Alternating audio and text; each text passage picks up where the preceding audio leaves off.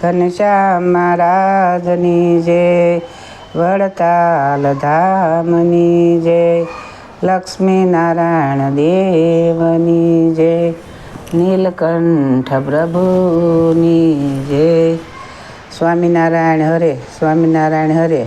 વસનામૂર્ત ઓગણશાલી. સવિકલ્પ નિર્વિકલ્પ સ્થિતિવાળાનો સંવંત 1876 મહાસુદી ત્રીજને દિવસે શ્રીજી મહારાજ શ્રી ગઢડા મધ્યે દાદા ખાસરના દરબારમાં શ્રી વાસુદેવ નારાયણના મંદિરની આગળ લીમડાના વૃક્ષ હેઠે ઓટા ઉપર ઢોલિયો ઢળાવીને બિરાજમાન હતા ને ધોળો ખેસ પહેર્યો હતો ને ધોળી ચાદર ઓઢી હતી ને માથે ધોળી પાગ બાંધી હતી ને પીળા પુષ્પના તોરા પાગમાં લટકતા હતા ને કાન ઉપર ધોળા ને પીળા પુષ્પના ગુસ ખોસ્યા હતા ને કંઠમાં પીળા પુષ્પના હાર પહેર્યા હતા ને પોતાના મુખારવિંદની આગળ સર્વે મુનિ તથા દેશ દેશના હરિભક્તની સભા ભરાઈને બેઠી હતી. પછી શ્રીજી મહારાજ એક વેદાંતી બ્રાહ્મણ આવ્યો હતો. તેને પ્રશ્ન પૂછ્યો છે, તમે એક બ્રહ્મનું પ્રતિપાદન કરો છો ને તે વિના જે જીવ, ઈશ્વર, માયા અને જગત તથા વેદ, શાસ્ત્ર, પુરાણ તે સર્વને મિથ્યા કહો છો, એ વાત તમને સમજાતી નથી તથા માન્યામાં આવતી નથી. માટે તમને પૂછીએ છીએ, તેનો ઉત્તર કરો. તે વેદશાસ્ત્ર, પુરાણ, સ્મૃતિ અને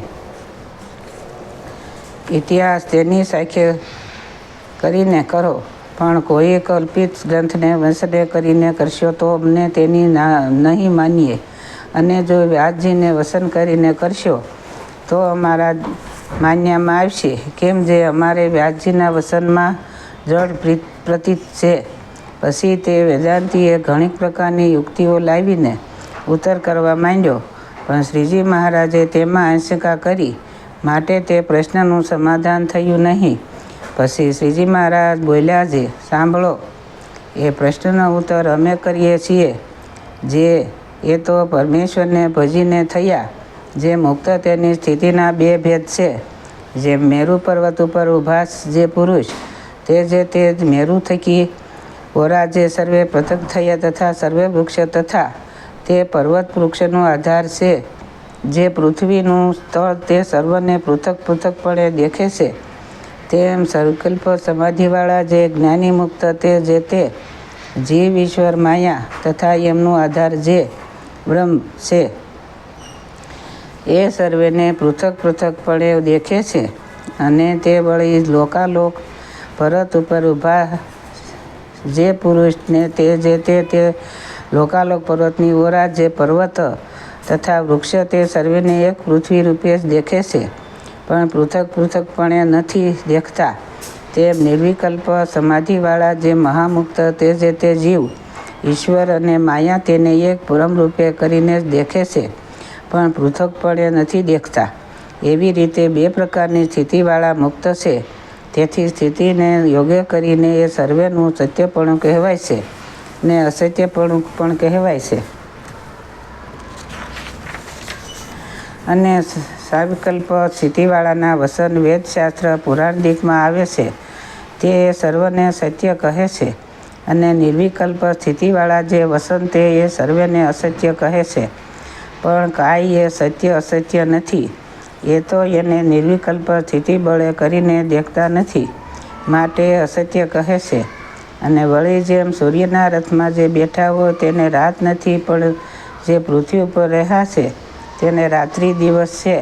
તેમ નિર્વિકલ્પ સ્થિતિવાળાને મતે એ સર્વે જે છે નહીં, પણ બીજાને મતે તો એ સર્વે છે. અને આવી રીતે બ્રહ્મરૂપણ કરે તો શાસ્ત્રના વચનામૃતમાં પૂર્વાપર બાંધ ન આવે, ને એમ ન કરે તો પૂર્વાપર બાંધ આવે. એ બાંધને તો સમજતો ન હોય તથા એવી રીતની સ્થિતિને પણ ન પામ્યો હોય, ને કેવળ શાસ્ત્રમાંથી શીખીને વસન માત્રે કરીને એક પદપણાનું પ્રતિદાન કરતો હોય, ને ગુરુ, શિષ્ય, જીવ, ઈશ્વર, માયા, જગત તથા વેદ, પુરાણ, શાસ્ત્ર એ સર્વને કમ્પ્લીટ કહેતો હોય, તે તો મહામૂર્ખ છે ને અંતે નારકી થાય છે. એમ કહીને બોલ્યા છે, આ એમે વાર્તા કરી તેમાં તમને આશંકા થતી હોય તો બોલો. ત્યારે તે વેદાંતી બ્રાહ્મણ બોલ્યો છે, હે મહારાજ, હે પ્રભુ, હે સ્વામી, તમે તો પરમેશ્વર છો અને જગતના કલ્યાણને અર્થે પ્રગટ થયા છો. તે તમે જે ઉત્તર કર્યો તે યથાર્થ છે, એમાં આંચકાનો માગ નથી. એમ કહીને અતિ પ્રસન્ન થયો અને પોતાની જે અણસમજણ તેનો ત્યાગ કરીને શ્રીજી મહારાજને આશ્રિત થયો. ઇતિ વચનામૃત ગરડા પ્રથમનું જે તે થયું. સ્વામિનારાયણ હરે, સ્વામિનારાયણ હરે. વચનામૃત 40. સવિકલ્પ નિર્વિકલ્પ સમાધિનું. સંવંત 1876 મહાસુદી 14ને દિવસ પ્રાંતકાળે શ્રીજી મહારાજ શ્રી ગરડા મધ્યે દાદા ખાસરના દરબારમાં શ્રી વાસુદેવનારાયણના મંદિરની આગળ લીમડાના વૃક્ષની હેઠે ઢોલિયા ઉપર બિરાજમાન હતા ને ધોળો ખેસ પહેર્યો હતો ને ધોળી ચાદર ઓઢી હતી ને માથે ધોળી પાગ બાંધી હતી ને પાગને વિશે પીળા પુષ્પનો તોરો લટકતો હતો ને કંઠને વિશે પીળા પુષ્પનો હાર પહેર્યો હતો ને પોતાના મુખારબિંદની આગળ સર્વમુનિ તથા દેશ દેશના હરિભક્તની સભા ભરાઈને બેઠી હતી. પછી શ્રીજી મહારાજને મુક્તાનંદ સ્વામીએ પ્રશ્ન પૂછ્યો છે, હે મહારાજ, સવિકલ્પ સમાધિ તે કેને કહીએ, તે નિર્વિકલ્પ સમાધિ તે કેને કહીએ? ત્યારે શ્રીજી મહારાજ બોલ્યા છે, જેને ભગવાનના સ્વરૂપમાં સ્થિતિ થઈ હોય તેને અશુભ વાસના તો ન હોય ને શુભ વાસના રહી હોય. જે હું નારદ સનકાદિકને શુકદીને જેવો થાવ અથવા નરનારાયણના આશ્રમમાં જઈને તે આશ્રમમાં મુનિ ભેળો રહીને તપ કરું અથવા શ્વેતદીપમાં જઈને તપ કરીને શ્વેતમુક્ત જેવો થાવું, એવી રીતનો જેને વિકલ્પ રહેતો હોય તેને સવિકલ્પ સમાધિવાળો કહીએ.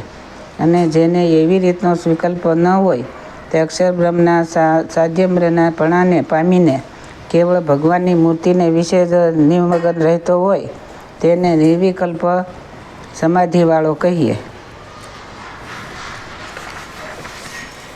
પછી વળી મુક્તાનંદ સ્વામીએ પ્રશ્ન પૂછ્યો, જે મહારાજ, ભક્તિમાં તે ઉપાસના તો શો ભેદ છે?